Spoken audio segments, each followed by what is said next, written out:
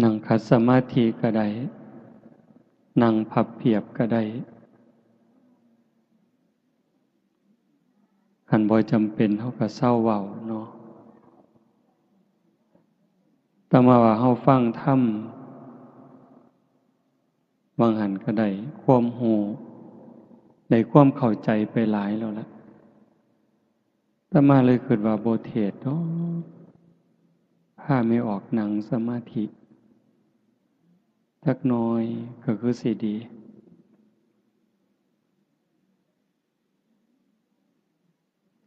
ฟังสำนั้นเฮาก็เข้าใจแล้วความรู้เฮาก็ได้หลายอยู่ที่จริงเฮาฟังประจำอยู่แถวนี้อย่างน้อยๆก็2สถานี3สถานีวิทยุที่ส่งมาได้ยินได้ฟังได้ทำความเข้าใจมาหลายยังอยู่อย่างเดียวคือการยกระดับดวงจิตดวงใจเจ้าของให้มันอยู่กับศีลกับธรรมอาตมาก็บ่เข้าใจทั้งหมดดอกว่าญาติโยมเป็นจังใดการเป็นการอยู่การดำรงจิตดำรงใจมันเป็นจังใดแน่เพราะว่าแต่ละหม่องแต่ละบอนแต่ละชุมชนมันบ่คือกันเท่าที่อาตมาเห็นอาตมาวิเคราะห์โดยความรู้สึกว่ามันบ่เฮ็ดอีหลีปานใดบ่เว้าถึงผู้อื่นนำเด้เว้าถึงเจ้าของนี่เป็นหลักบ่ค่อยได้เฮ็ดคำว่าได้เฮ็ดนี่คือบ่ได้ฝึกใจอีหลี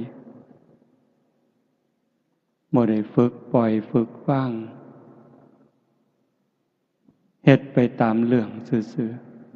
ๆเอาแต่บุญเอิ้นว่าเอาบุญแต่ว่ามันบ่ละบาปพอปานใดบุญก็เฮ็ดบาปก็ทำสัตว์ทั้งหลายจึงเวียนว่ายตายเกิดบ่จบบ่สิ้นคือเฮาได้งานนี้อันนี้เป็นตนาอนุโมทนาสาธุตั้งใจกันอีหลีโยมไม่ออกก็ออกเพิ่นไปนิมนต์แต่โดนๆอันตามธรรมดาอาตมาก็ลืมมันลืมซุมื้อก็บ่หัวซ่าแล้วนะตอนนี้บ่ค่อยหัวซ่านำงานสิไปพอปฏิเสธกับปฏิเสธซึ่งหน้าเริ่มบ่คือเก่าแล้วล่ะปฏิเสธแบบบ่เกรงใจคืนบ่ได้ก็รับแล้วก็ทำท่าลืมขี้คร้านนะโยมคิดว่ามันซ้ำเก่าเทศแล้วก็ซ้ำเก่าเจ้าของก็เมื่อยซื่อๆไก่สิตายไปซุมื้อก็จักสิหาวไปเฮ็ดหยังคิดว่าจั่งซี้แหมอยากอยู่ผู้เดียววัดก็อยากอยู่ผู้เดียวไล่หนี้หมดญาติโยมก็ไล่หนี้หมดไล่ออกจากวัดหนีไปไสก็ไปดีก็ไปดีซะขี้ร้ายก็ไปตามอยากขี้ร้ายโลดมาทำท่าคืออะไรวะว่ามีเงินมีทองอันนั้นอันนี้ถ้ามาก็ไล่หนี้หมดมื้อเช้าก็บ่ได้ไล่อีหลีดอกเว้าให้ฟังอยากอยู่ผู้เดียวพากันหนีซะไปวะพระเณรก็ตัดออกหมด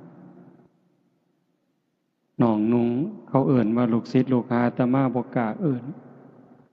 เพราะว่าเจ้าของบ่พอเป็นอาจารย์ไผเคยดูแลกันมา10 ปี10 กว่าปีเก่าวัด10 วัดก็บอกว่าขาดกันเด้อบัดนี้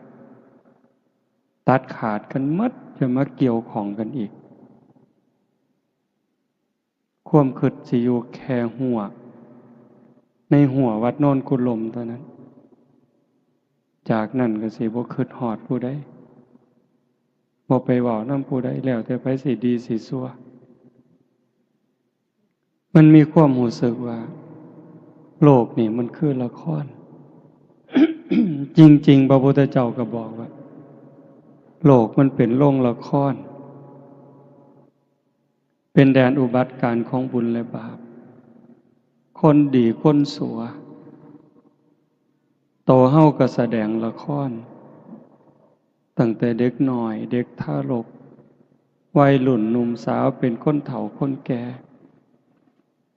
เป็นวัยกลางคนจนคนเจ็บคนป่วยคนตาย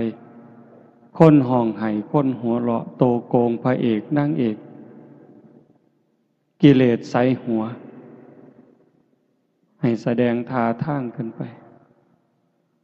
คันผู้มีธรรมก็แสดงบทบาทนั้นด้วยความเข้าใจด้วยความถูกต้องตามหน้าที่แต่ว่าถ้ามันบ่เข้าใจล่ะบ่เข้าใจในเงื่อนไขของธรรมแต่มันเข้าใจแสดงเข้าใจเล่นก็คิดว่าตัวผู้อื่นตบตาผู้อื่นแต่จริงๆกำลังเล่นตลกกับเจ้าของเว้าจังสิโยมสิเข้าใจท่านหรือบ่ก็บ่จักแต่มาเห็นว่าเวลานี่คนมันตัวกันหลายมันขี้ตัวแม่นหรือบ่แม่นนะแต่มาก็บ่ฮู้เด้แต่ว่าด้วยความเข้าใจเห็นจังซั่นโยมตัวกันมันก็พอฟังเพราะว่าโยมแต่ว่าพระตัวโยมมันเป็นตาสั่งตัวคันพระอีหลีบ่ตัวดอกแต่ว่าคนห่มผ้าเหลืองมันตัวคนเฮ็ดจังได๋ก็ได้ว่าแต่ให้ได้มาซึ่งแก้วแหวนเงินทองอำนาจวาสนาชื่อเสียงยศบริวารลืมสนิทว่าบาปมีบุญมีชาติหน้าชาติก่อนนรกสวรรค์มีลืมนึกถึงคำสอนพระพุทธเจ้าที่เป็นสัจจะเป็นความจริงบ่ได้ตั้งใจว่าสิรักษาบ่ได้ตั้งใจว่าสิสืบทอดคำสอนของพระพุทธองค์ด้วยความเคารพสืบทอดคำสอนของพระพุทธเจ้าด้วยความเคารพด้วยความเถิดทูนด้วยความสักการะบูชามื้อหนึ่งอาตมาว่าอาตมาบ่คือเก่าอยู่ใกล้สิปวงแล้วล่ะเบิ่งทรงมื้อหนึ่งไปร่วมงานครูบาอาจารย์ก็หล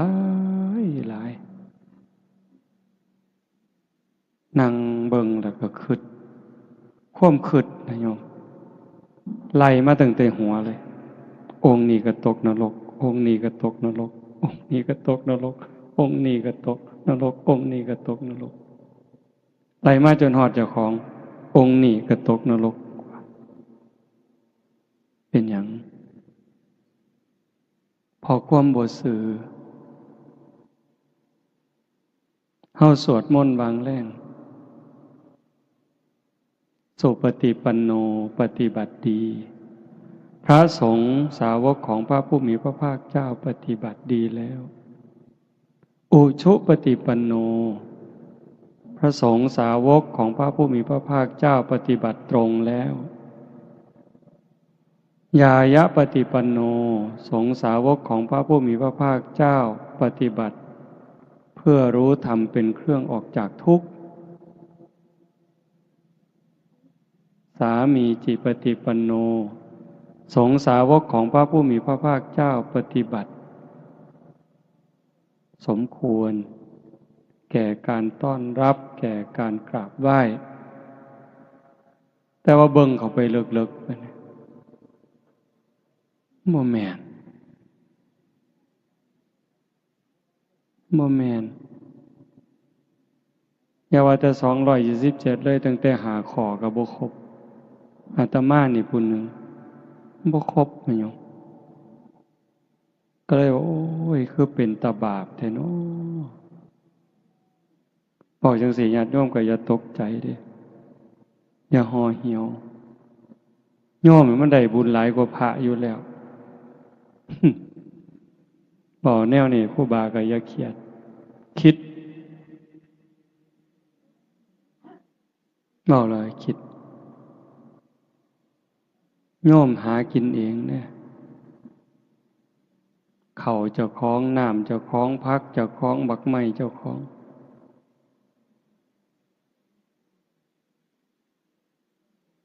แต่ว่าพระเน้นมันมีของเจ้าของจักอย่างอาศัยพระพุทธเจ้าสิกขาสาชีวสมาปันนาถึงพร้อมด้วยสิกขาและธรรมเป็นเครื่องเลี้ยงชีวิตของภิกษุทั้งหลายขันบ่มีศีลบ่มีธรรมกลายเป็นโจรไถยะบริโภคสิเฮ็ดจังได๋ก็แล้วแต่ญาติโยมสิหลั่งไหลไปเป็นหมื่นเป็นแสนคนก็ตามเจ้าก็กลายเป็นโจรอยู่คือเขาคันถ้าบ่เอาศีลเอาธรรมเป็นที่ตั้ง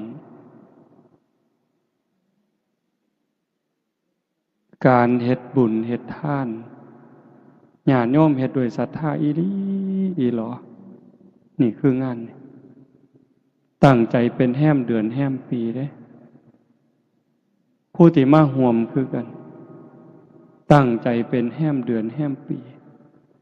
เป็นพี่เป็นน้องในสายธรรม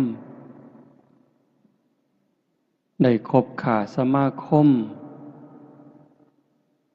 ถูกใจกันไว้ใจกันเชื่อใจกันมาห่วมอนุโมทนาแต่งสุดขาวมาสมาทานศีลทำวัดสวดมนต์ฟังเทศน์ฟังธรรมเจริญสมาธิภาวนาควบคู่หวังให้เกิดบุญเกิดกุศลกับตนเองซะก่อนเฮ็ดบุญอุทิศก็คือการสร้างบุญให้มันเกิดกับเจ้าของกับโตโยมสู่คนเนี่ยเจ้าภาพลักๆก็คือผู้มีสื่อในกาศแต่ว่าเจ้าภาพสมทบก็คือญาติโยมสู่คนเนี่ยเฮาเป็นเจ้าภาพสู่คนทุกคนคือพี่คือน้องจริงๆก็บ่มีผู้อื่นดอกพระพุทธเจ้าเพิ่นบอกว่าในวัฏสงสารนี้ไม่มีใครเลยที่ไม่เคยเป็นพ่อเป็นแม่ไม่มีใครเลยที่ไม่เคยเป็นพี่เป็นน้องเป็นญาติร่วมสายโลหิตไม่มีใครเลยที่ไม่เคยเกิดเป็นสามีภรรยากันมาก่อนเมฆใหม่ที่ตอมหลอดไฟเดดลิงไร่ที่ส่งเสียงเขาได้ยินคิดแก๊ดอยู่เนี่ยเขาก็เคยเป็นพ่อเป็นแม่เป็นพี่เป็นน้องเป็นผัวเป็นเมียเป็นญาติรวมสายโลหิตเฮามาพูดตั้งแต่นรกเวจีจนถึงภวกพรหมแต่เนื่องจากแต่ละคนแต่ละชีวิตแต่ละดวงจิตสร้างบาปสร้างบุญมาต่างกันผู้ประมาทหลายสร้างบาปหลายพูนไปอยู่นรกพุ่นล่องลงมาเป็นเปรตอสุรกายผู้บาปหน่อยจักหน่อยเป็นสัตว์เดรัจฉานบาปหน่อยก็นั้นอีกเกิดมาเป็นคนคือกัน เป็นคนพิกลพิการแข้งขาบ่ดีหูตาบ่ดียากจนคนแค้นผู้บุญหลายจักหน่อยเกิดมาเป็นคนคือกันรูปร่างดีหน้าตาดีผิวพรรณดีฐานะดีสติปัญญาดีโรคภัยไข้เจ็บหน่อยอายุยืนผู้บุญหลายขึ้นไปเป็นพิเศษเป็นเทวดาเป็นพรหมเฮาล่ะกะซ้ำเฮานี่ล่ะบุญหน่อยกะซ้ำนี่บุญหลายกะซ้ำนี่แต่ว่าก็โชคดีหลายบัดเกิดมาเป็นคนแล้วเกิดมาเป็นคนไทยได้พ่อพระพุทธศาสนาเกิดในบ้านที่มีวัดมีว่ามีครูบาอาจารย์จูงใส่ศีลใส่ธรรมญาติโยมเองก็เป็นผู้บ่ประมาทมีความเสื่อมีความศรัทธามีความเข้าใจในหลักธรรมคำสอนขององค์สมเด็จพระบรมศาสดาเวลาคิดฮอดพ่อคิดฮอดแม่ผู้มีพระคุณที่เลี้ยงมาพาใหญ่เมิดทุกสิ่งทุกอย่างมีความหักมีความห่วงใยว่างอนาคตให้เฮาคือเฮาฟังเทศน์ไปบางหันครูบาอาจารย์เพิ่นเว้าให้ฟังหมดล่ะถือว่าบุญหลายเด้เฮาฟังเทศน์ฟังธรรมเข้าใจได้เกิดศรัทธาแล้วก็มีปัญญาในการเฮ็ดการทำบ่เฮ็ดตามใจเจ้าของคิดบ่เฮ็ดตามความรู้สึกของสังคมบ้านเมืองเขาพาเฮ็ดฆ่าสัตว์ตัดชีวิตเลี้ยงเหล้าเลี้ยงยานี่มหรสพที่ยั่วย้อมม่อมเมาปลุกเราบาปอกุศลกระตุ้นกิเลสให้พุทธขึ้นในจิตในใจเฮาเองในจิตในใจลูกหลานมีปัญญาบ่เฮ็ดจังซั่นนิมนต์ครูบาอาจารย์มาพาทำวัดอาตมาขี่รถผ่านมาก็ดีใจนำเด้เห็นเฮาทำวัดอยู่ซ้ำนั้นมันก็พ่อดอกโยมคันสิบอกว่าซ้ำเอาบุญให้พ่อให้แม่เปรียบเขาเฮ็ดหมดเงินเป็นแสนเป็นล้าน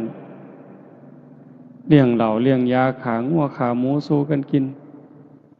ซ้ำเฮาทำวัดแล้วก็พากันหนีไปนอนมันก็ได้หลายกว่าซุ่มหมู่นั้น100 เท่าพันเท่าแล้วล่ะบ่ต้องเว้าถึงมาอยู่ดึกปานนี้เด้นี่หมายถึงบุญ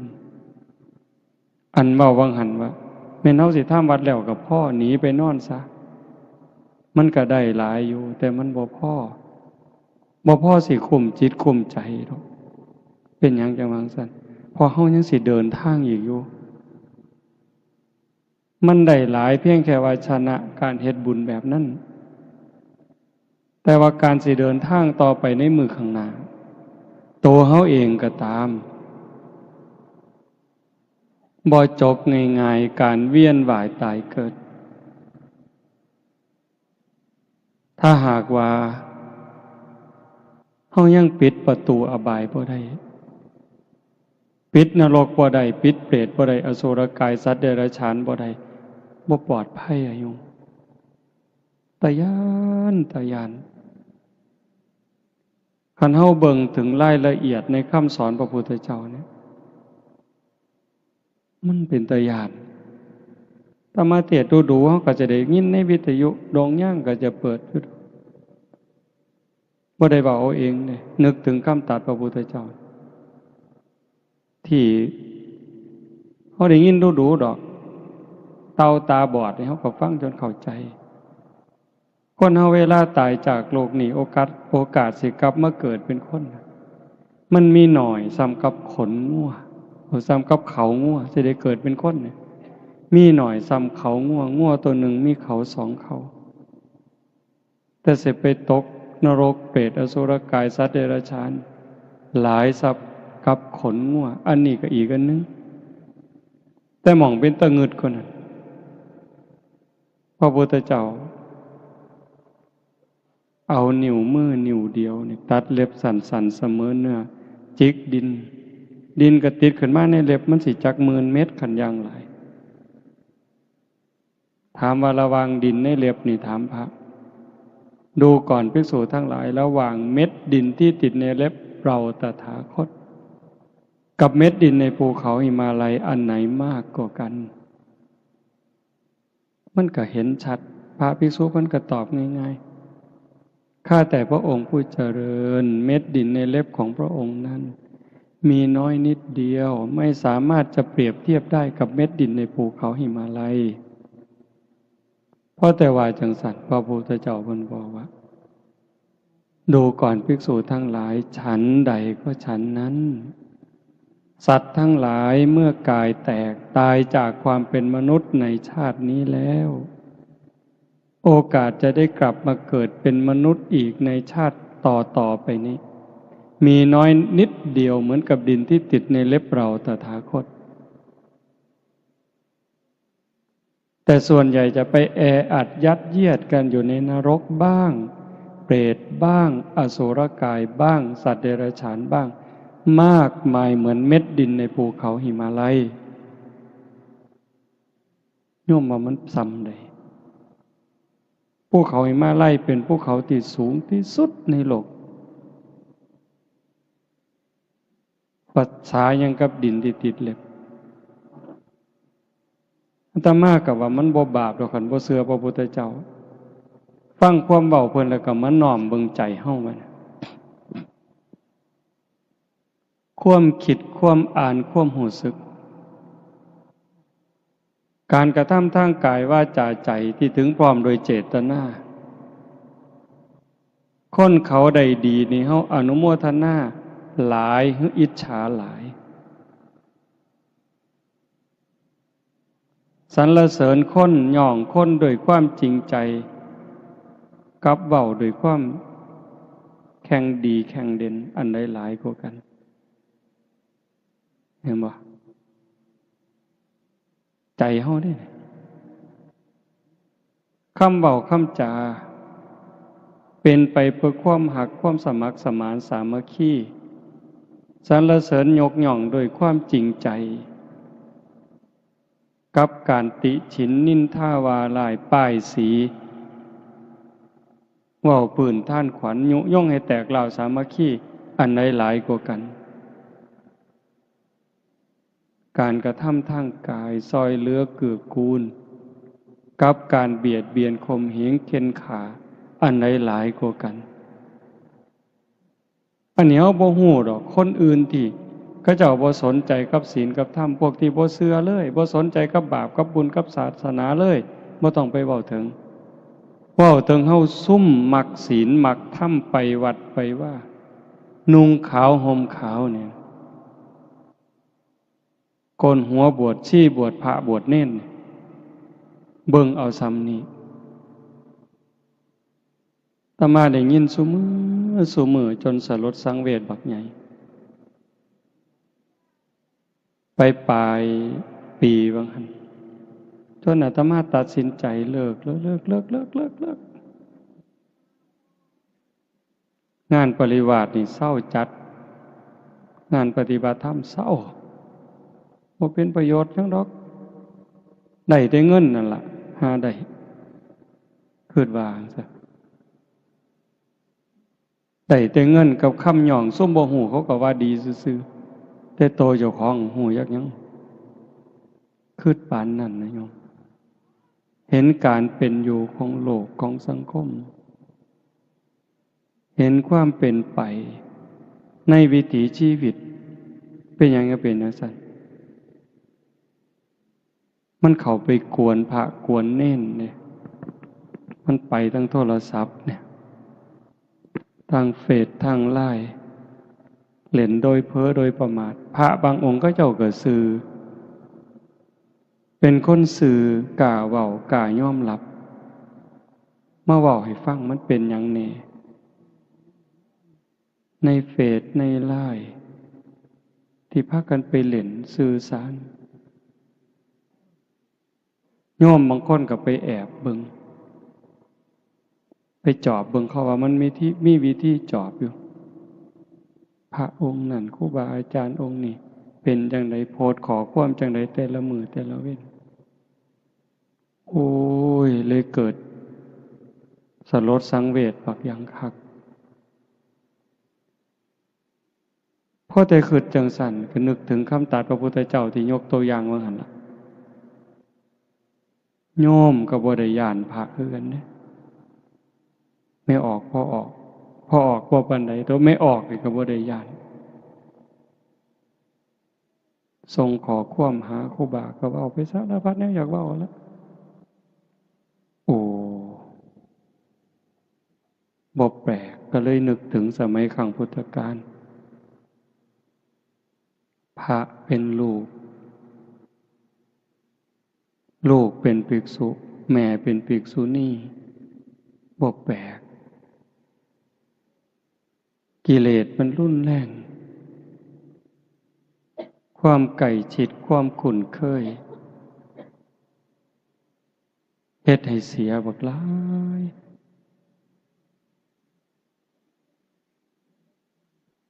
ก็เลยมาเบิ่งว่ามันสิไปไสบัดนี้จังว่าถามญาติถามโยมบ่อยๆแล้วก็บอกญาติโยมเสมอว่าฮักเจ้าของบ่ให้ฮักเจ้าของหลายๆเด้อรู้ตนเจ้าของหลายๆห่วงใยเจ้าของหลายๆคำว่ารู้ตนเจ้าของฮักเจ้าของห่วงใยเจ้าของนี่อย่าห่วงร่างกายหลายกว่าจิตวิญญาณซุมื้อคนดูแลสุขภาพร่างกายดีหาแนวกินดีๆอยู่หม่องสำบายเสื้อผ้าหนาแพร่ดีๆยาบำรุงยารักษาเขามีหอดคอร์ดชะลอไว้วางมือก่อนนี่บ่มือว่านบ่จักจือบ่ได้ความจำอาตมาเสียไปอีกแล้วปีกายเขาว่าเป็นความจำเสื่อมมันกลับมาเสื่อมอีกแล้วกระสร้างมันดอกก็เจ้ามาเป็นหมอหรอกหมอ2-3 คนเมื่อวันที่31คือส่วนมาสวดมนต์สุดท้ายว่าบ่ได้อยู่ไปเรียนคอร์สเข้าคอร์สอบรมพิเศษคอร์สชะลอไว้ก็แม่นคนซุมื้อพยายามสิต่อสู้กับธรรมชาติต่อสู้กับความจริงเริ่มตั้งแต่ต่อสู้กับความแก่ความเฒ่าบ่ยอมง่ายเด้ตั้งแต่ผมก็บ่ยอมให้งอกมันงอกก็ยอมก็แม่นอยู่อยากให้มันงามก็บ่เป็นหยังหนังเหี่ยวก็เฮ็ดให้มันบ่เหี่ยวก็แล้วแต่สิหาวิธี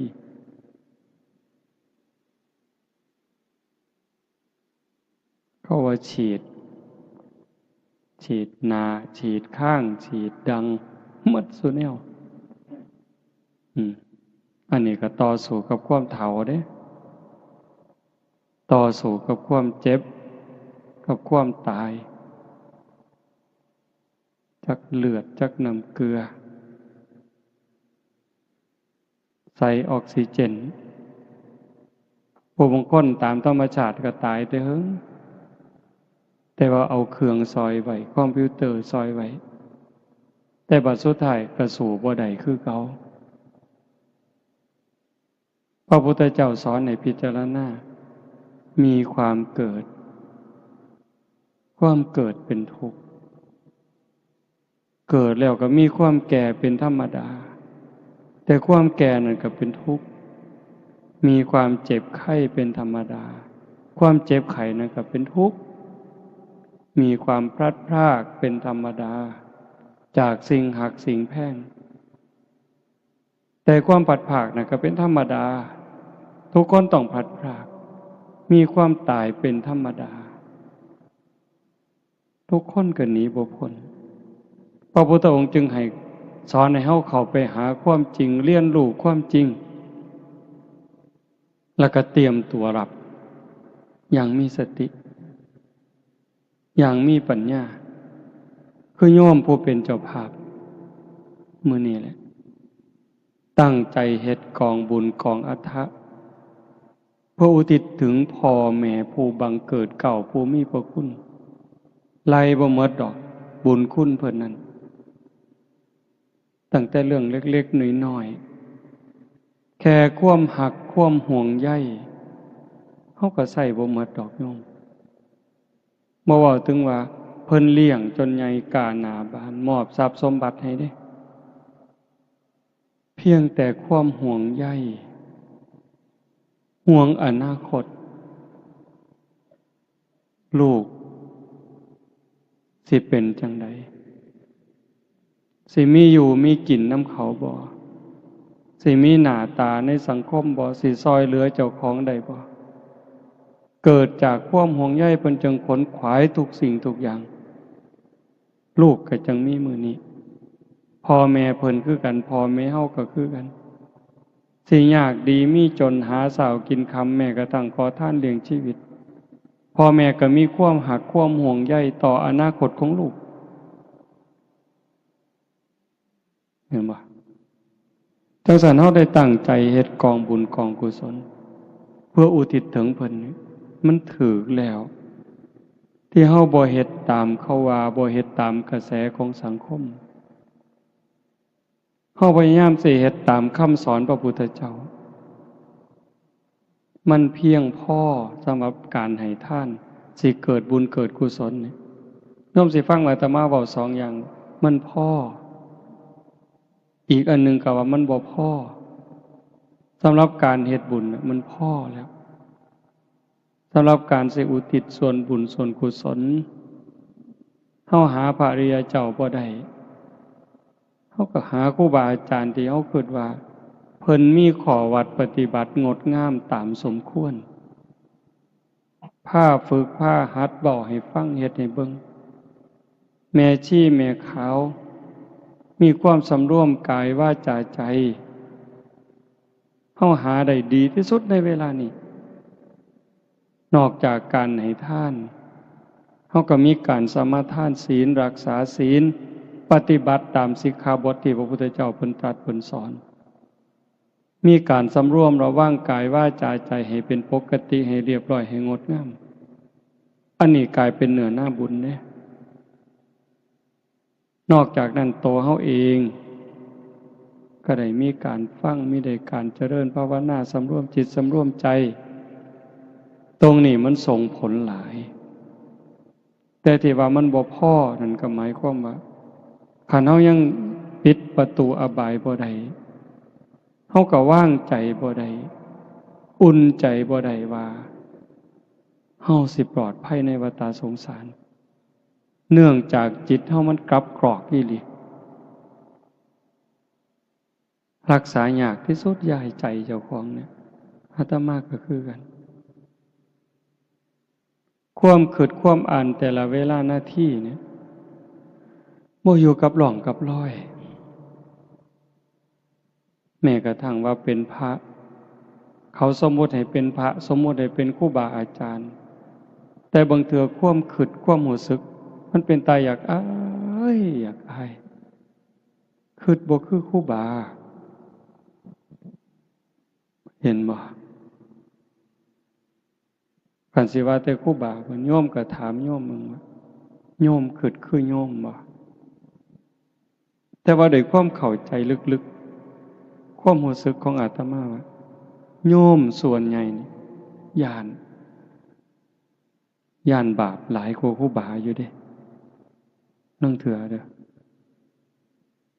โยมนั่งเถื่อสำรวมระวังย่านบาปย่านกรรมกว่าครูบาอยู่เด้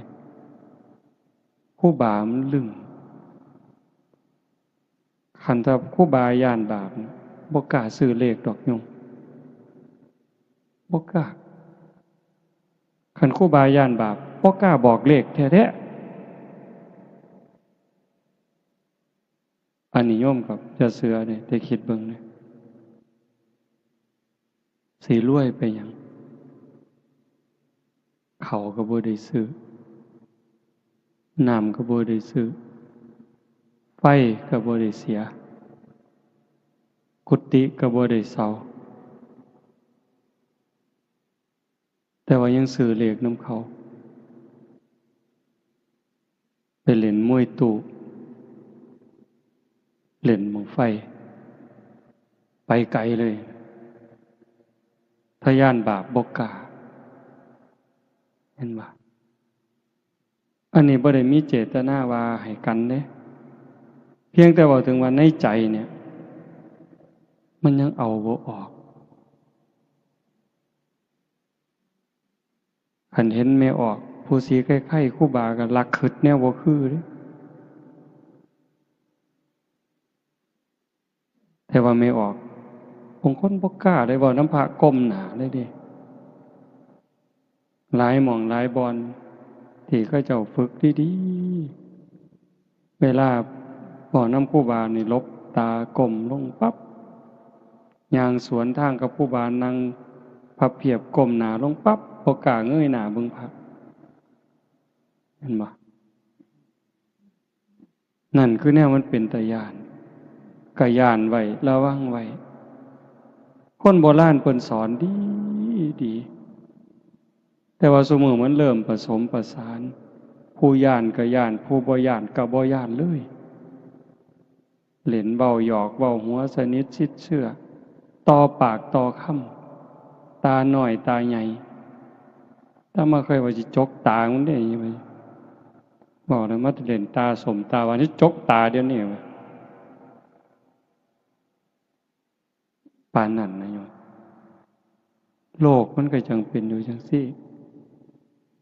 ความเดือดร้อน ความบ่เป็นสุขบ้านเมืองก็ขาดระเบียบวินัยวัดว่าก็เริ่มโรยล่าลงโรยล่าลงมันเป็นจังไดนั่นคือเอาใจออกทางศีลทางธรรมแต่บ่ได้หมายความว่าศาสนาหมดบ่หมดบ่เสื่อมบ่มีเสื่อมบ่เคยเสื่อมแล้วก็สิบ่เสื่อมคันเฮ็ดดีเฮ็ดถูกต้องมื้อนี้บุญกุศลคือเก่าคุณธรรมคือเก่าอากาลิโก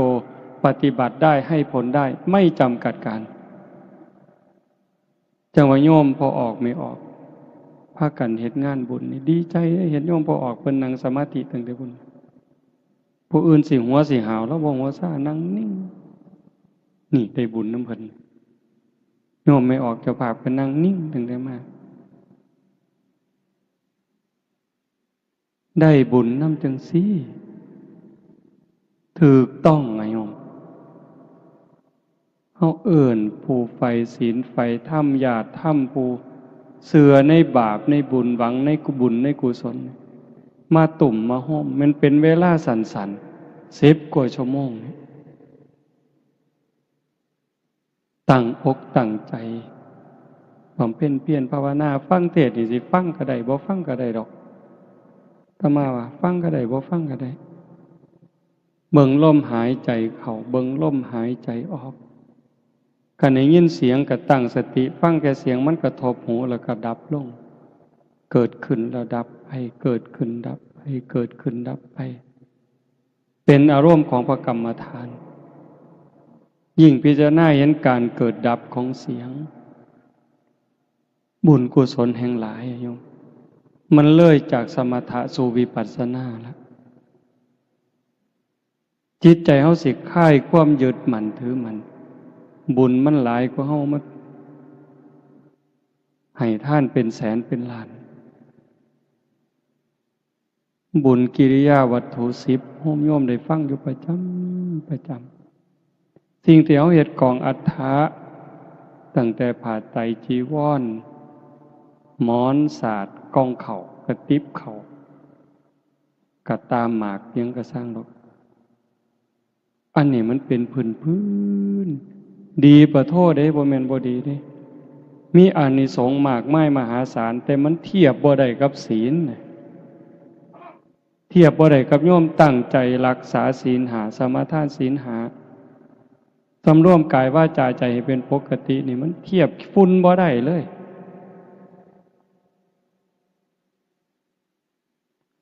ท่านนี่มีองค์ประกอบบักหลายหนึ่ง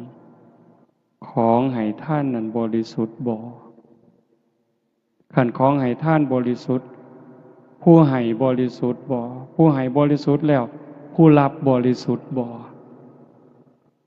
เอาผู้รับบริสุทธิ์ผู้ให้บริสุทธิ์วัตถุท่านบริสุทธิ์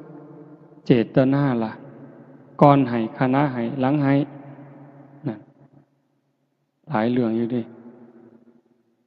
คุณธรรมของผู้ให้ของผู้รับละเอียดลงไปอีกบักหลายเหตุปัจจัยแต่ว่าการเอาสำรวมกายวาจาใจให้เป็นปกติปั๊บอายสัวกลัวบาปเป็นร้อยเท่าพันเท่าหลายกว่ากันยิ่งมาเจริญสมาธิข่มใจสำรวมใจจากจิตที่มันเคยฝุ่งซ่านไปอยู่กับอดีตไปอยู่กับอนาคตไปหักไปสร้างไปอยู่กับผู้นั้นผู้นี้ให้มันมาอยู่กับเนื้อกับตัวให้มันนิ่งให้มันสงบหายใจเข้าก็เห็นลมหายใจเข้าหายใจออกก็เห็นลมหายใจออกหยาบก็หูละเอียดก็หูสั่นก็หูยาวก็หูเห็นแค่ลมเข้าลมออกหูสิใส่พุทโธยังก็แล้วแต่เห็นรูปเจ้าของนางชัดเจนก็แล้วแต่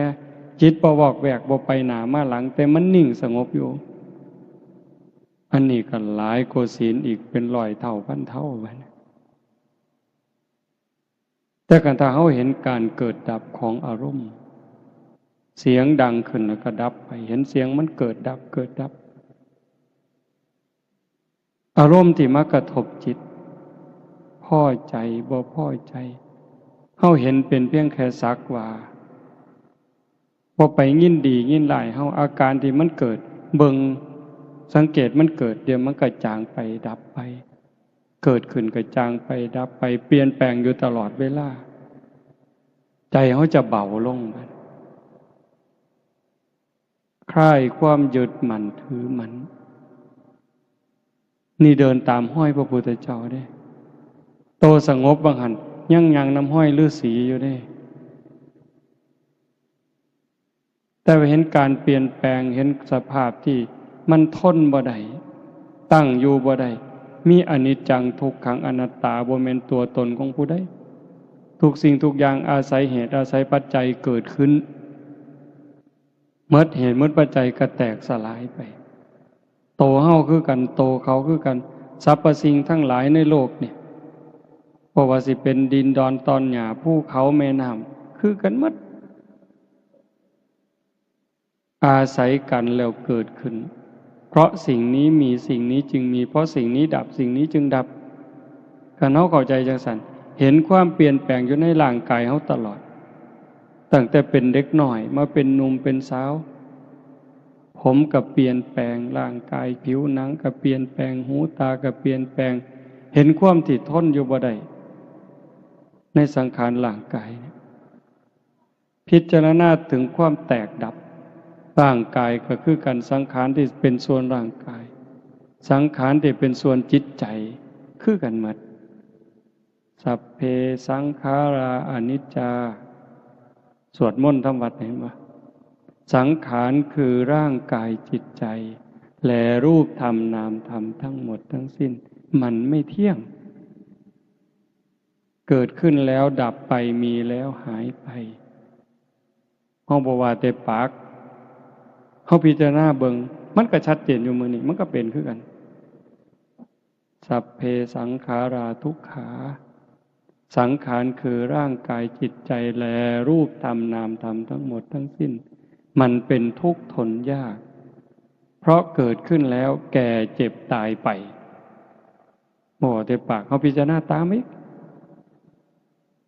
สัพเพธัมมาอนัตตา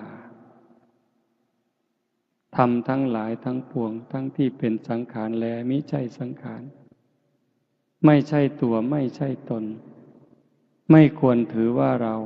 ว่าของเราว่าตัวว่าตนของเราพิจารณาจังสิมันสิถอนนะโยมคันว่าแต่ปากว่าจนตายก็บ่เกิดประโยชน์แต่คันพิจารณาให้มันซึ้งมันก็สว่างเด้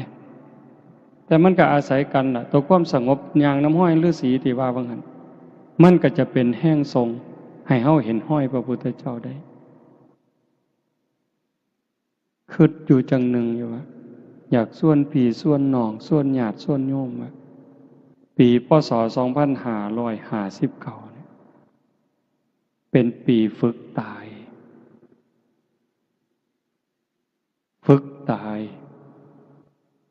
เป็นปีให้เข้าใจธรรมขึ้นกว่าเก่าได้บ่หน้าตาบ่ต้องไปหัวซ่ามันดอกไผสิหักไผสิสั่งไผสิศรัทธาบ่ศรัทธาอย่าเอามาใส่ใจเบิ่งใจเจ้าของนี่ว่ามันแบกอยู่บ่มันทุกข์บ่แบกเอาหักคนมาไว้นำมันบ่แบกเอาสร้างคนมาไว้บ่แบกเอาคำหย่องคำย่อมางี้ดีใจภูมิใจอยู่บ่แบกเอาความน้อยใจที่เขาเว้าพื้นเขานินทามาเป็นทุกข์จนนอนบ่หลับอยู่บ่ล้างความรู้สึกจังสี่ออกไปตายก่อนตายเป็นปริญญาตายก่อนตายใครได้รับเป็นอันนับว่าจบสิ้นการศึกษาเป็นโลกุตระหลุดพ้นในโลกาหยุดเวียนว่ายสิ้นสังสารวัฏบนพระพุทธเจ้าสอนเฮาจังซี่สิ่งที่เฮาเป็นเฮาอยู่นี่คือการกำลังก้าวย่างกำลังเดินทางตามห้อยของพระพุทธเจ้าที่จะมาเว้าแนวนี้เพื่ออยากให้ญาติโยมได้เห็นได้มีกำลังใจถึงแม้เฮาสิเกิดถ่ายพุทธันดรก่อนพุทธกาลเฮาได้มีโอกาสสร้างน้ำทำบุญได้มีโอกาสได้ฟังเทศน์ฟังธรรมได้เข้าวัดเข้าว่ากล้าหาญจนกระทั่งนุ่งขาวห่มขาวมาแจกข้าวหาพ่อแม่เนี่ยฟังเทศน์ฟังธรรมเฮ็ดต่างบ้านต่างเมืองเพิ่นในยุคปัจจุบันนี่กล้าหาญมาปานนี้บ่ถอยหลังเด้บ่ถอยหลังบ่เสียดายบาปบ่เสียดายดอกการสิได้เล่นได้ม่วนบ่เสียดายความม่วนความงันคำว่าจังสี่หมายความว่าจังไดแม่นอยู่ดอกเฮาบ่จ้างหมอร้องหมอลำบ่จ้างหนังมาเบิ่งก็จริงแต่ว่าความสนุกสนานเว้ากันเพื่อได้หัวนี่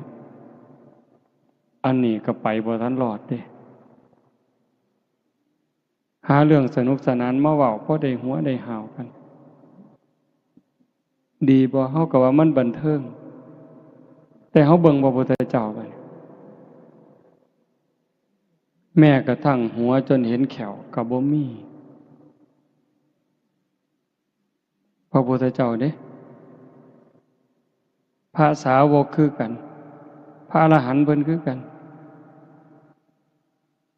คันเห็นสิ่งที่แปลกประหลาดสิ่งที่อัศจรรย์อย่างหลายเพิ่นก็เพียงแค่แย้มที่มุมปากเห็นบ่เพียงแค่แย้มแต่ผู้เห็นพระภิกษุนำกันเห็นก็สิถามเป็นหยังอาจารย์ยังเป็นจังซั่นอย่างพระลักขณะเห็นพระโมคคัลลานะแย้มยิ้มที่มุมปาก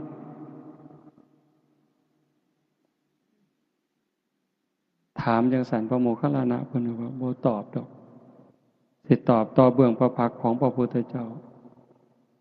พอแต่กลับจากบิณฑบาตพระลักขณะถามพระโมคคัลลานะเพิ่นว่าเพิ่นเห็นเปรตลักษณะจังซั่นจังซั่นพระพุทธเจ้าก็เลยบอกสาธุอันนั้นเป็นเรื่องจริงเฮาก็เห็นคือกันเป็นเวลานานมาแล้วแต่เฮาก็บ่เคยเว้า มื้อนี้โมคคัลลานะเป็นพยานให้เฮาเฮาเป็นพยานให้โมคคัลลานะ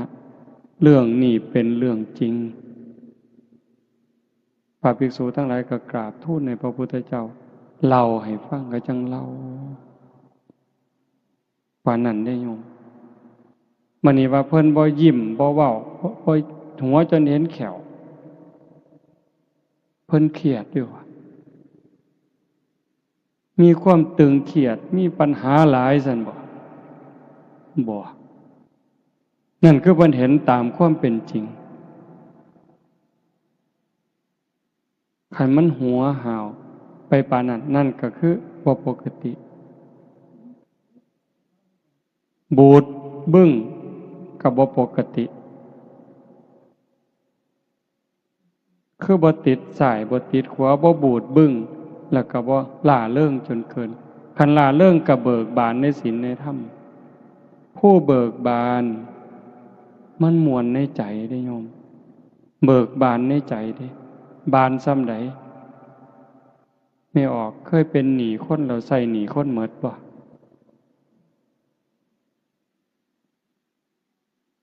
นั่นล่ะเวลาเราเป็นหนี้เขามันก็ทุกข์ก็อุกกะอังอยู่เด้พอแต่ใส่หนี้หมดปั๊บมันสวงนั่นคือเบิกบานเนี่ยทรงลูกทรงเต่าให้เรียนหนังสือหนังหาจนเขาเจ้าได้ทำการทำงานมั่นคงนั่นเฮาก็สวงเบิกบานเด้แต่คันเฮาเป็นเจ้าหนี้คนมายืมหนี้เฮาเป็นหมื่นเป็นแสน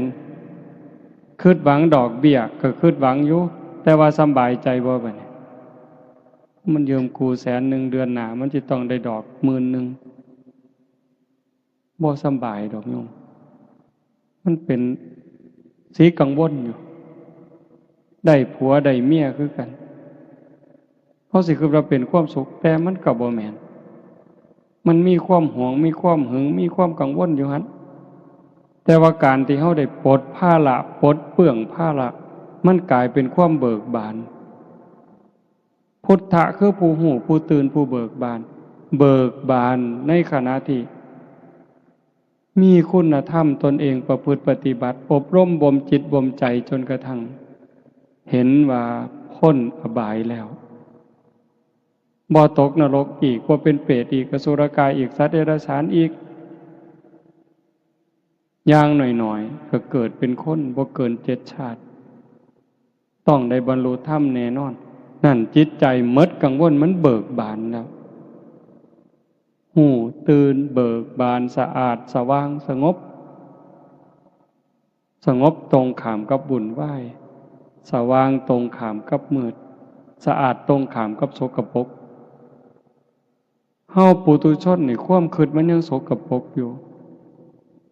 บางเทื่อปัญญาก็มืดก็บอดหาทางออกบ่ได้วุ่นวายอยู่ตั้งเทื่อนั่งสมาธิตัวตรงคือแต่ว่าภายในใจวุ่นวายเหตุจังใดบัดนี้ญาติโยมเฮาสิก้าวไปสู่จุดนั้นได้นับเบิ่งวันเวลาของชีวิตที่เหลือไว้มันน้อยอายุที่เพิ่มขึ้นนั่นคือวันเวลาของชีวิตที่เสียไป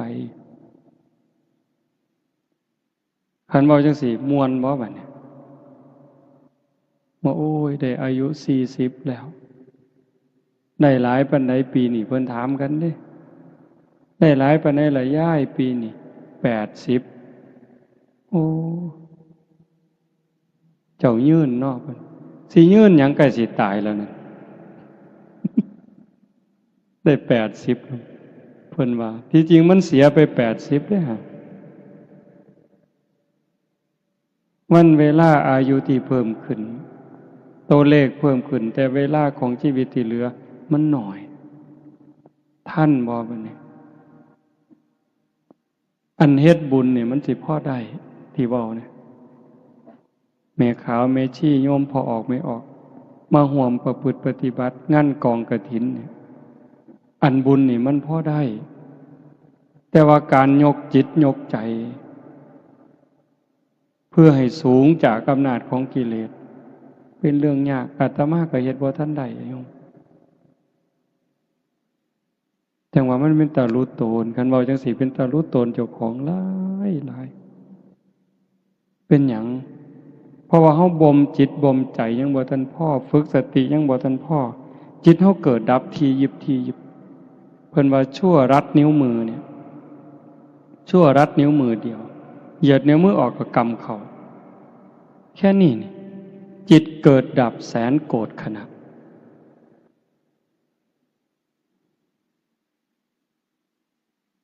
ร้อย10,000เป็นพัน10,000เป็นหมื่น10,000เป็นแสน10,000,000เป็นล้าน10,000,000เป็นโกรธแค่เขาเหยียดมือออกแล้วก็กำนิ้วมือเขาปุ๊บจิตเขาเกิดดีใจเสียใจหักสร้างอิจฉาริษยาแสนโกรธครั้งแสนโกรธขณะเร็วส่ำใดวิทยาศาสตร์เพิ่นบอกว่าแสงเร็วกว่าเสียงแต่ว่าโดยความเป็นจริงมันจิตใจเขานี่เร็วกว่าแสงโบกหูจักหมื่นเท่าแสนเท่าผู้ใดเคยไปเมืองนอก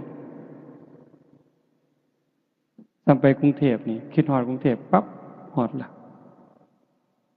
ผู้ใดเคยไปประเทศลาวคิดเบิ่งเด้อล่ะฮอดผู้ใดไปประเทศอินเดียคิดฮอดปุ๊บฮอดละผู้ใดเคยไปอเมริกาอังกฤษลองคิดเบิ่งติฮอดละเห็นบ่ไวส่ำใด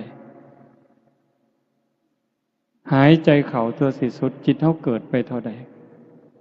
เกิดหากเกิดสร้างกันสงบมันบ่ได้คมมันบ่ได้ปึ๊บบัดเจ็บไข้ได้ป่วยเป็นจังไดโยมกะวนกะวายส่ำใดคันบัดเฮาสิตายล่ะรักษาจิตบ่ได้มันปวดเกินมันเจ็บเกินมันทรมานเกินเฮาบ่ฮู้เฮาสิตายย้อนโรคหยังคันโรคเจ็บโรคปวดโรคทรมานข่มเวทนาบ่ได้จิตดิ้นรนแห้งตายในขณะที่ทุกข์มันไปอบายแน่ๆคันว่าสันเลือกไหลตายดีบ่นอนหลับตายเลยบ่ต้องลุกก็บ่ฮู้อีกล่ะว่าไหลตายนี่ผู้ไหลตายเขาในลักษณะใดห้องโหโพสังกาบ่นิมิตก่อนตายเป็นจังได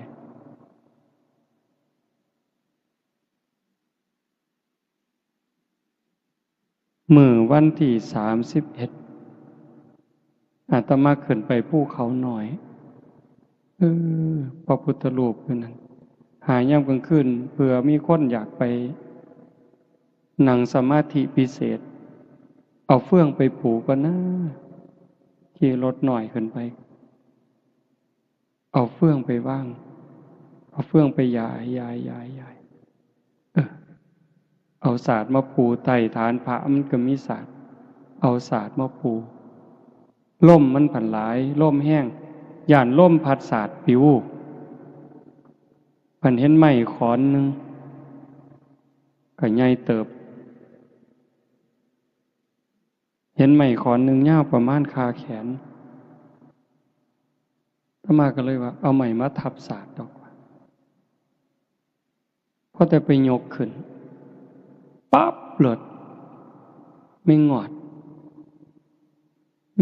อยู่ในไม้เมืองความเร็วของมันความเร็วของจิตเด้แต่สติตามบ่ทันดอกปั๊บเนี่ยห้องอาตมาลงห้องนี่โป๊ะอันนี้เขาให้สมมุติเป็นอาจารย์เนี่ยเว้าแต่กรรมฐานอยู่เรื่อยเว้าแต่เรื่องการปฏิบัติเจริญสติอยู่เรื่อยลักห้องบ่ฮู้โตไม่ออกโอ๊ยเพิ่นว่าโอ้ยบ่โอ้ยซื่อๆโยนขอนพร้อมจักโยนไปไสบ่ฮู้เด้นั่นน่ะพระองค์หนึ่งก็อยู่ข้างๆโยม2คนก็กำลังซอยจักโยนไปไสอาจสิโยนใส่ตีนเจ้าของก็ได้บ่ฮู้ทีเลยโยนเลยคันสมมุติว่าฟ้าผ่าอาตมาก็ตกนรกคือจังไดก็ตามสมมุติว่าไม่งอดตอดแล้วตายตอนนั้นบวชมา28 ปีได้โยม เขาเอิ้นอาจารย์ลาวีเด้ เขาเอิ้นพ่อครูเด้ขี้ร้ายบ่หมู่เจ้าว่าเห็นบ่ขี้ร้ายบ่นี่เป็นตาอยากอายบ่โอ้ยเป็นตาอยากอายคักเด้อคุยบ่ได้โยม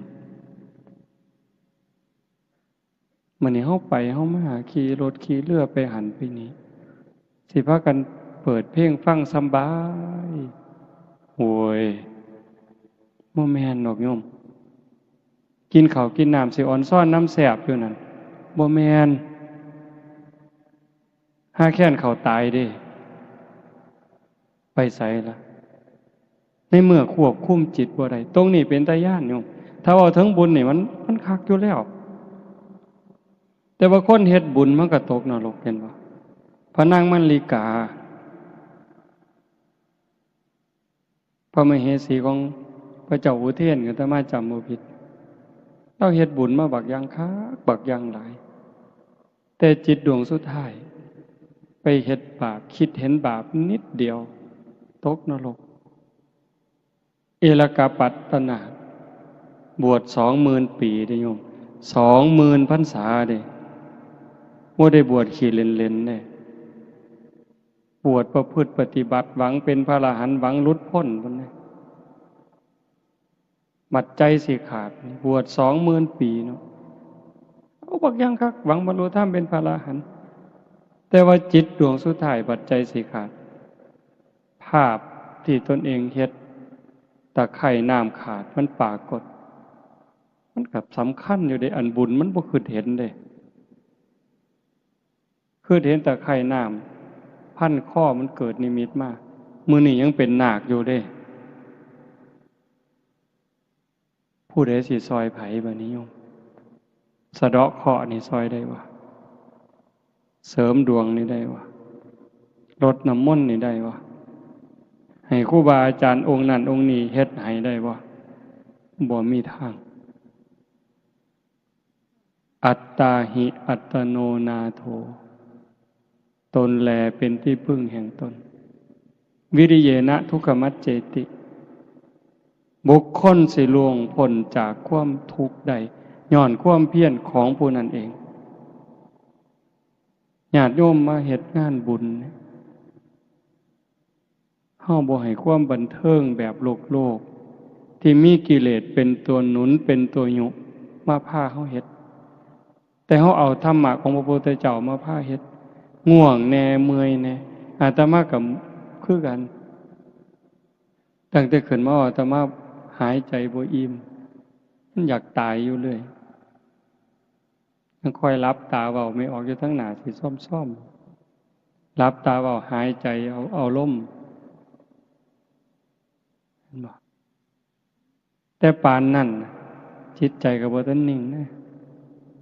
ใกล้ๆตายนี่มันยังซอกแซกซอกแซกซอกแซกเว้าไปนำคิดนั่นคิดนี่ไปนำเด้มันเร็วอ่ะโยมมันเกิดดับเร็วกว่าแสงชั่วรัดนิ้วมือเกิดดับแสนโกรธขนาดจึงเป็นเรื่องยากบ่แปลกที่พระพุทธเจ้าว่าเมื่อสิ้นลมหายใจตายจากความเป็นมนุษย์ในชาตินี้แล้วโอกาสจะไปตกนรกบ้างเปรตบ้างอสุรกายบ้างสัตว์เดรัจฉานบ้างมากมายเหมือนเม็ดดินในภูเขาหิมาลัยแต่โอกาสจะได้กลับมาเกิดเป็นคนอีกมีน้อยนิดเดียวเหมือนดินที่ติดในเล็บเราตัดเล็บสันๆเสมอเหนือมันสิหลายปานใดไม่ออกก็ลองไปจิกดินมื้ออื่นนี่แต่ก็ออกมานับหากล่องละเอียดซองเบิ่งว่ามันจักเม็ดต้องไปเทียบกับภูเขาคนในโลกนี่ก็คือกันขนาดเฮาปูเขาวัดเขาว่าบวชพระบวชชีนุ่งขาวห่มขาวเป็นคนใจบุญมักบุญขนาดนี้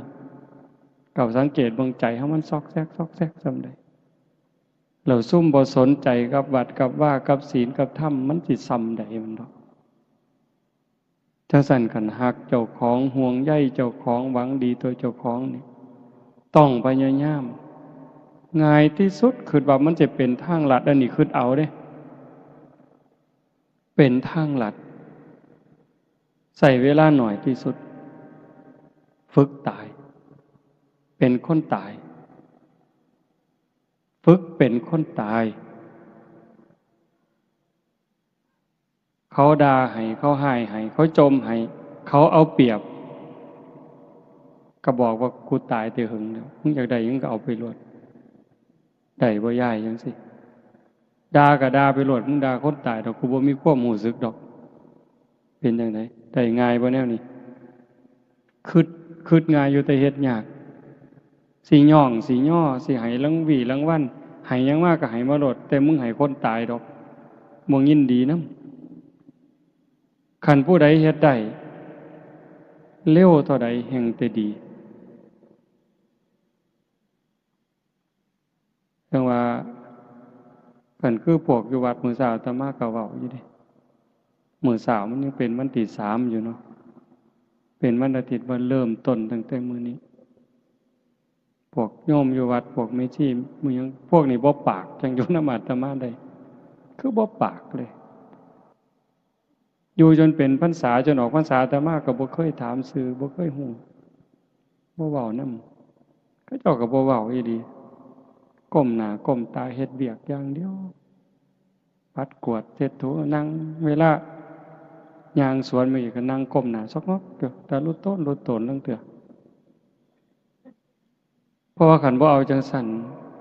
มันบ่ได้มันทุกคนก็อยู่ในวังวนของกิเลสตัณหาทั้งหมดคันบ่ฝึกบ่ฝนบ่เขี่ยวเจ้าของเต็มที่ยาก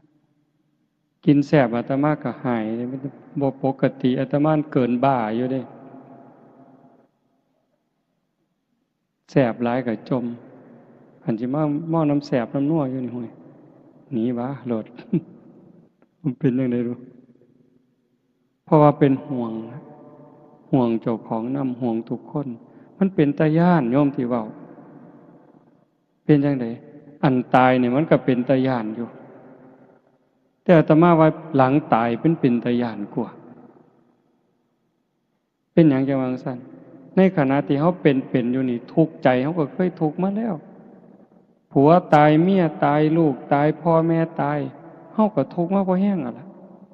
แม่โยมแม่อาตมาเสียตั้งแต่ปี52คิดพ่อมื้อนี้ลังเทื่อน้ำตายังออกอยู่ดิ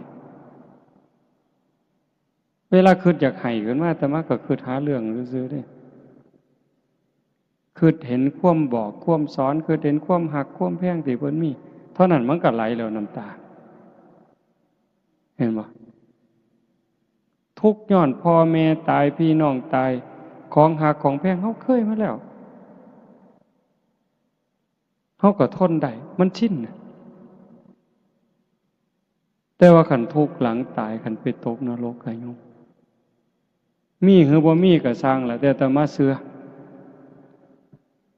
ยังอเวจีมหานรกอยู่กับไฟบ่มีช่องว่างของความร้อนไฟคือกับไฟทานกะกะคือไฟแก๊สจัดๆร้อนเสมอต้นเสมอปลายชั่วกับชั่วกันเอาซำใดบางเทื่อเพิ่นก็นรกภูเขาเหล็กกิ่งมาในทิศทั้งสี่เขามากระทบกันบดเฮานี่ขาดเครื่องมุนกับหมองรถอันนี้เป็นตาย้านบ่คันเป็นเปรตหิวตลอด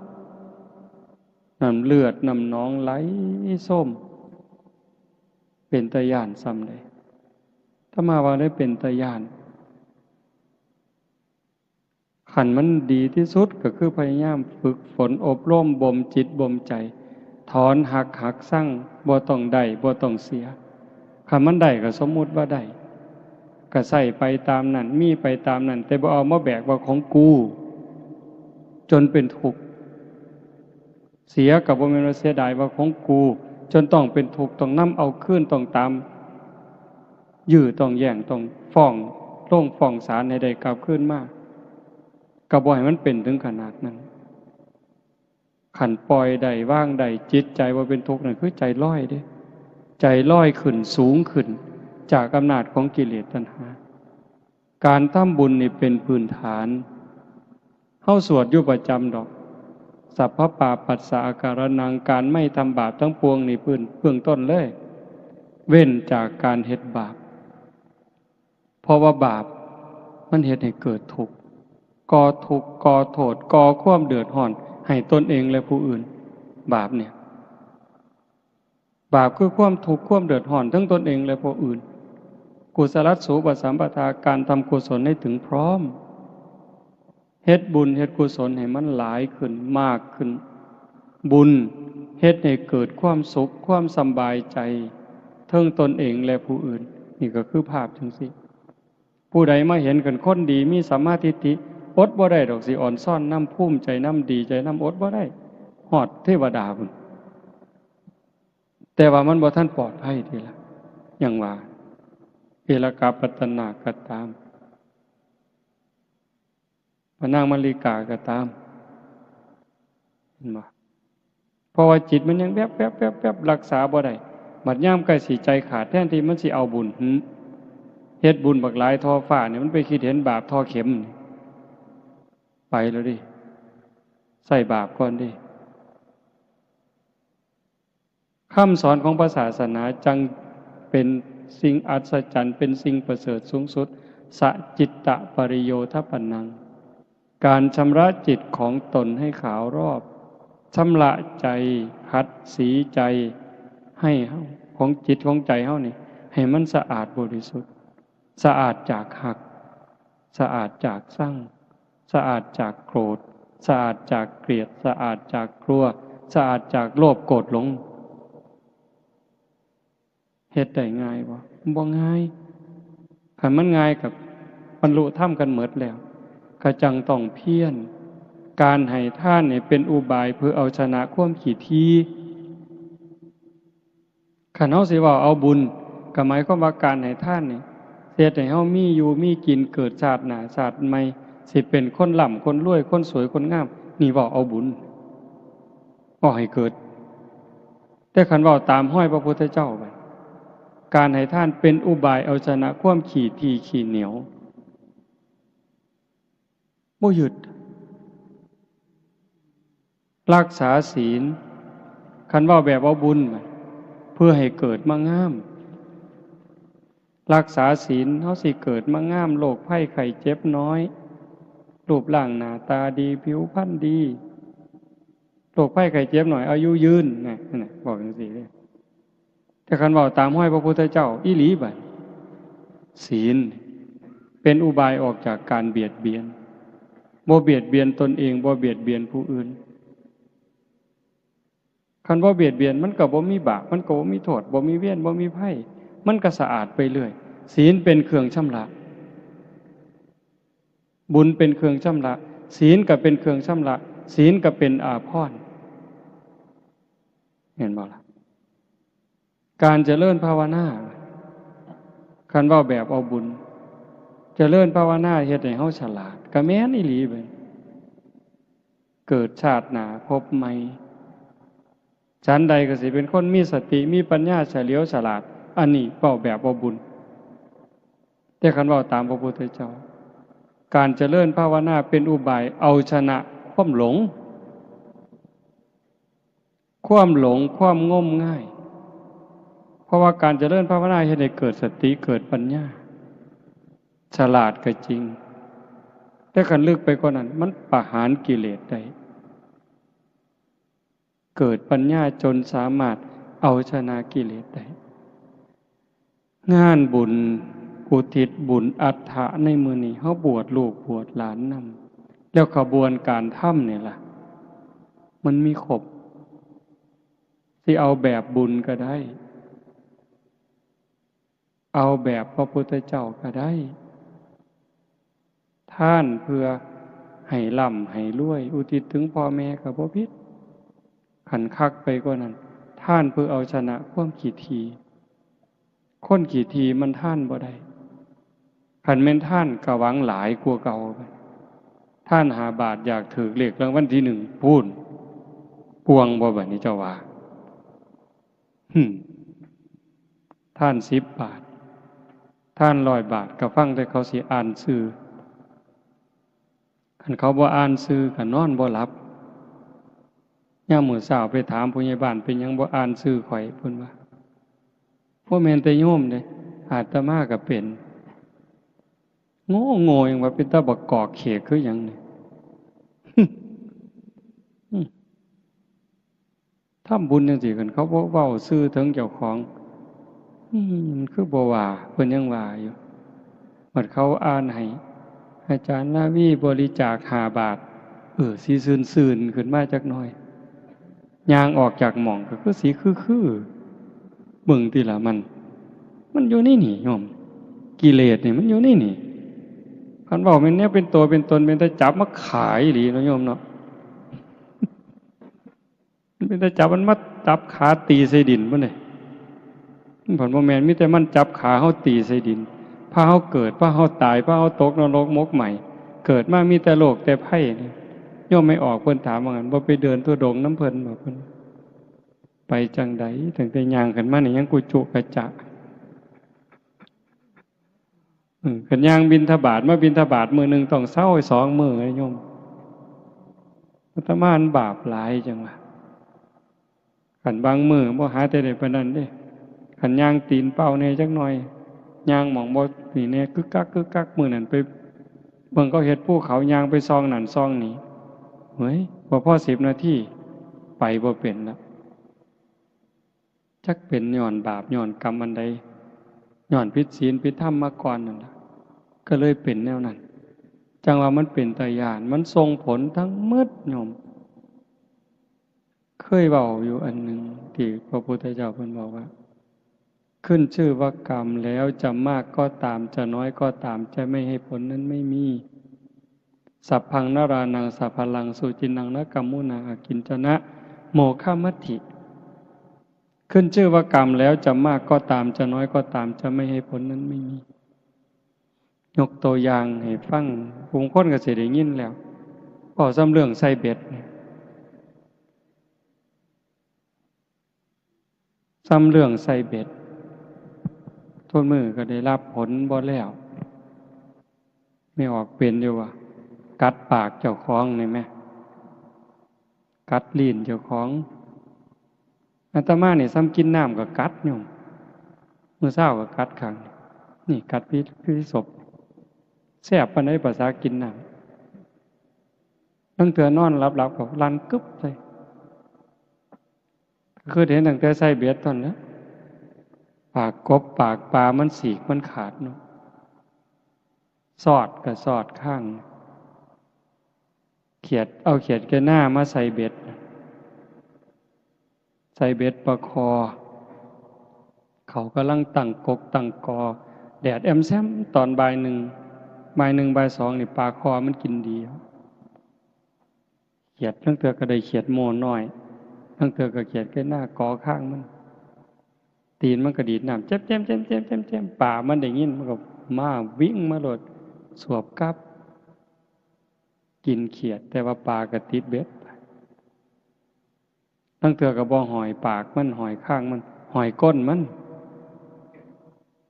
ตรงนี้อาตมาเห็นแล้วปากนี่เห็นแล้วก้นก็เห็นแล้วจับแมงกะบี้ผู้ใดเคยเฮ็ดไม่ออกนี่สิบ่ดื้อปานใดดอกเนาะบ่คือซุ่มผู้ชายเนาะแต่เป็นเด็กน้อยนี่จักแนวจังสี่บ่มีผู้ใดบอกให้เฮ็ดได้มันหันมึนเนาะย่องจับปึ๊บดึงก้นออกปั๊บหญ้าเสียบปั๊บปล่อยบาดนี้ม้วนปะโทปะท้าย บัดมันเอาคืนเป็นจังได๋บัดให้มันเอาซ้ำนี่เด้ออย่าหลายกว่านี้เด้อไปอินเดียปีกายขี่รถจากบ้านเฮาไปลงกรุงเทพขี่เครื่องบินไปลงโกกัตตาขี่รถจากโกกัตตามาขยายยังบ่ทันฮอดดอกระหว่างเครื่องทางมันเป็นสีคันๆก็ว่าสีเก่าเนาะเอามือมาซูนปุ๊บปั๊มขึ้นเลยไข้ขึ้นมาจังซี่ซ้ำนี่ล่ะปวดคันๆเจ็บบ่ฮู้จักอาตมาบ่ฮู้ว่ามันเป็นอันใดก็เลยถามคนพระฤทธิ์ดวงทวารเป็นแนวใดมันบ่แม่นมันอยู่ผิวหนังนอก มือที่หามันแตกมันทั้งเลือดทั้งหนองเนาะสอดสบงมาใส่ผ้าจีวรทั้งเหม็นพุ่นมันเน่าเนาะจากนั้นมากก็สิเดือนละเทื่อปวดขั้นกันมากแล้วก็แตกบัดฮอดซุมือนี่หามือเทื่อ4มือเทื่อโอ้ตั้งแต่เอามือไปค้ำมือเลือดแดงจึงครึ่งเอาไปโหลดเด้อเขียดเลยว่ะมึงที่ละโยมภาษาซ้ำนี่ได้นี่อันเธอไปตัดขี่ไก่เดือนเป็นขู่เป็นถังใส่เบ็ดกบเบ็ดปลาแบบนี้โอ้จากมันสิมาเอามือได้เด้นี่ตั้งแต่เป็นเด็กหน่อยก็ย่านแน่บ่ย่านแน่ดอกเฮาก็ว่าอยากให้พ่อแม่ได้กินตั้งแต่เพิ่นมีไก่สิขาไก่สู่เพิ่นกินทั้งย่านทั้งหานเพิ่น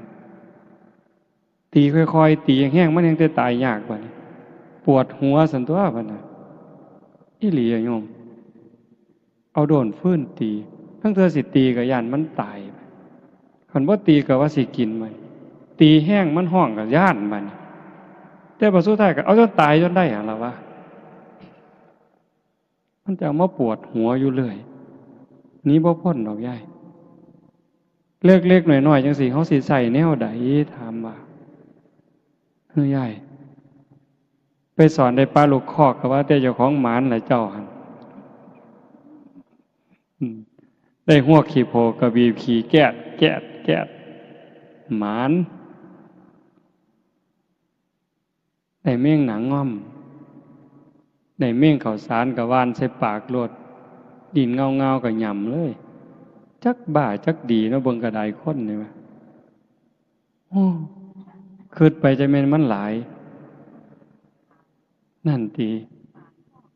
เอ้ยนั่นติล่ะเป็นตารู้ตนเฮาก็อ้างว่าบ่ขันบ่เฮ็ดก็บ่ได้กินก็แม่นอีหลีบัดไล่ตั๊กแตนคืออาจารย์เพิ่นว่าว่าหั่นตั้งแต่เป็นเด็กน้อยเลี้ยงงัวไล่ตั๊กแตนมาหักปีกทะลกกันดีดปีกมันแล้วหักขามันแล้วเอาไปกี้กินแล้วก็แล้วบ่เอามาโยนเล่นเบิ่งติล่ะเบิ่งความบ่ฮู้ทิพย์มาโยนน่ะตีกบเอาของกันนั่นแหมสุดท้ายก็ไปกี้กินนำกันแล้วมาเล่นเฮ็ดหยังจังวะโยนไปแต่ละเทื่อมันสิแค้นหน่อยบ่เจ้าว่าไปอูดแม่งกินนู่นมานี่เอาติเฮ้ยสิเฮ็ดจังไหนไม่ออกสิใส่แนวใดนั่งสมาธิคักๆได้นั่นล่ะจังว่ามันเป็นตาย่านจังว่าพ่อลดก็ลดพระพุทธเจ้าเพิ่นว่าเฮ็ดบาปให้เฮ็ดหน่อยๆลงมันจำเป็นอยู่บ้านนอกเฮาแฮงทุกข์แฮงยากกันบ่ขาก็บ่ได้กินบ่เฮ็ดก็บ่ได้กินแต่ว่าก็ต้องรู้เสมอได้ว่าเฮ็ดทุกเทื่อบาปทุกเทื่อเพิ่นบ่ได้ว่าโอ้ยเจ้าจำเป็นดอกเนาะยมบาลเพิ่นบ่วางซิเจ้าจำเป็นเนาะจังขากันบ่ขาก็บ่ได้กินข้าซั่นเจ้าบ่ต้องบาปดอกบ่ว่าเอาคือเขา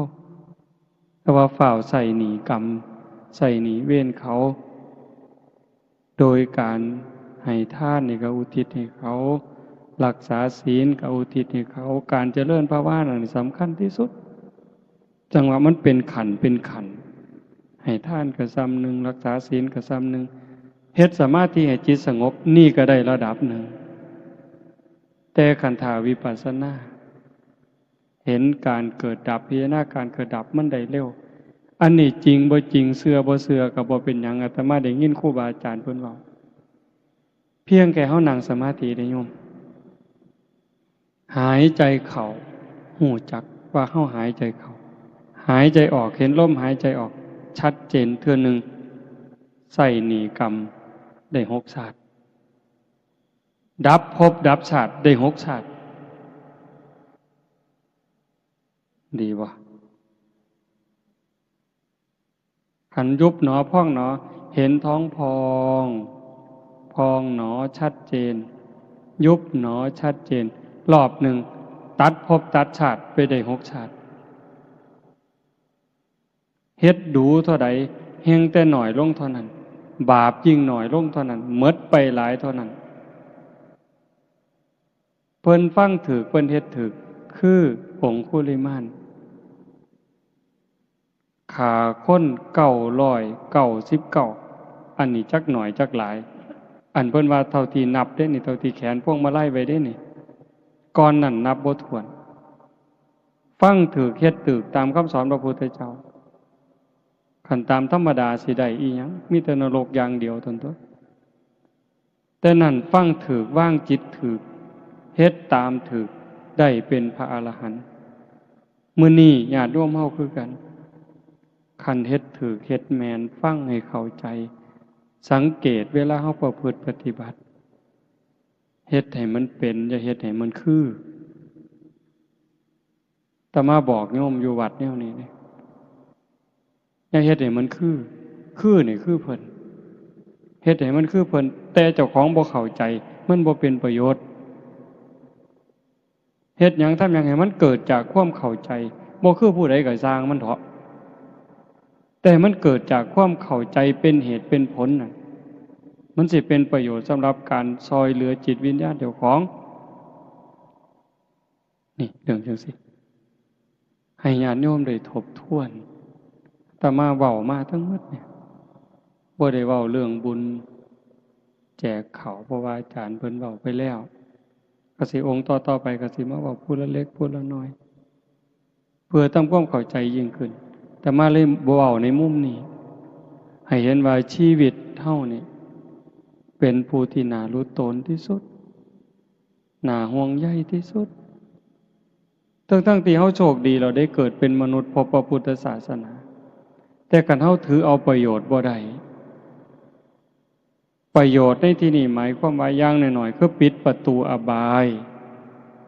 บ่ไปตกนรกอีกแล้วบ่เป็นเปรตอีกแล้วบ่เป็นอสุรกายอีกแล้วบ่เป็นสัตว์เดรัจฉานอีกแล้วเฮ็ดจังได๋สิไปฮอดวันนั้นคันเฮาบ่เข้าใจละความโลภความโกรธความหลงบ่ได้มันก็บ่รอดวิธีที่รัดสั้นที่สุดสะดวกที่สุดก็คือพยายามทำหูความรู้สึกคือกับเจ้าของเป็นคนตายแล้วได้ก็บ่งึดเสียก็บ่งึดย่องก็บ่งึดเว้าพื้นก็บ่งึดข่อยตายแล้วนี่นะเฮ็ดจังไดมันสิได้อาตมาก็เฮ็ดบ่ทันได้จังว่ามื้อนี้มาส่วนญาติโยมทั้งเมืองมาหาญาติโยมทุกคนที่มาฟังนำกันเฮ็ดไปพร้อมกันฝึกตายก่อนตายเป็นปริญญาสวนหมกปริญญาตายก่อนตายคันเฮ็ดได้เบาโยมบ่เครียดนำไผบ่สั่งนำไผบ่ม่วนนำไผม่วนนำแต่ธรรมะม่วนโดยบ่ต้องหัวบ่ต้องร้องเพลงบ่ต้องฟ้อนบ่ต้องหยังแต่มันม่วนอยู่ทั้งในเบิกบานอยู่ทั้งในรู้สึกว่าเจ้าของปลอดภัยจากบาปจากอกุศลปลอดภัยจากทุกข์โทษที่ต้องได้รับจากการคิดผิดเว้าผิดทำผิดเพราะว่าทุกสิ่งทุกอย่างที่ออกจากปากเฮาจากใจเฮาจากการกระทำเฮาที่ถึงพร้อมโดยเจตนามันมีความถูกต้องอยู่เสมอให้ถูกต้องมาก่อนดีสิเฮ็ดหยังทำหยังคือกันให้ถูกต้องจังต่อโดยดีงามถูกต้องดีงามอย่าให้มันดีอย่างเดียวคันดีอย่างเดียวบ่ปลอดภัยจังสั่นมื้อนี้ใช้เวลามาประมาณ1 ชั่วโมงครึ่งก็คือสิสมควรแก่การเวลาอีก15-16 นาทีก็สิ6 ทุ่มขออนุโมทนาสาธุกับญาติโยมผู้เป็นเจ้าภาพโยม